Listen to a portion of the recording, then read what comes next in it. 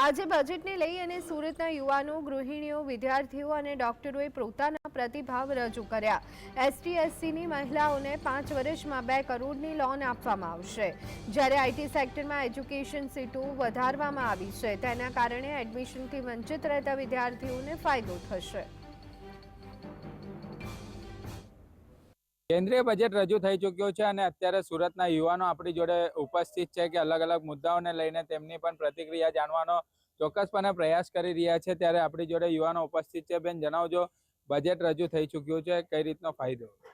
હમણાં ST-STની મહિલાઓ માટે આગામી 5 વર્ષમાં 2 કરોડની લોન ફાળવવામાં આવી છે અને એ ઇન્ટિરિયર જે પણ કોઈ વિસ્તારો છે તેમાં એ સ્ત્રીઓ માટે ખૂબ ફાયદાકારક વસ્તુ છે।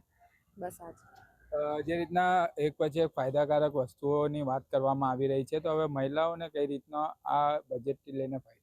મહિલાઓને આ બજેટથી એમને ઇન્ટિરિયર વિસ્તારોમાં જે કે શિક્ષક કોઈ પણ એમને એજ્યુકેશન મળતું ન હતું તે બાબતમાં એમને ઘણો ફાયદો થશે। કેન્સરના દવાને પણ ઉલ્લેખ કરવામાં આવ્યો છે। તમે જણાવજો, જે રીતના બજેટની અંદર કેન્સર પીડિતોને દવાની જે વાત કરવામાં આવી છે તેને લઈને શું કહેવું? આગામી 3 વર્ષ માટે સરકાર જે દરેક જિલ્લામાં ડે કેર સેન્ટરો કેન્સર માટેની સારવાર માટે સ્થાપવા જઈ રહી છે, ત્યારે અત્યારના સમયમાં કેન્સરના દર્દીઓનો સતત વધારો થઈ રહ્યો છે।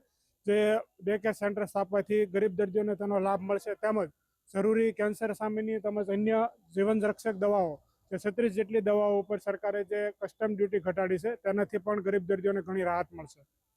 ગરીબ દર્દીઓને રાહત મળશે એવા અનેક મુદ્દાઓને લઈને સુરતવાસીઓ જે બજેટથી જે છે તે ખુશ અને આનંદ જોવા મળી રહ્યા છે। સાહિદ જગતાપ, GSTV।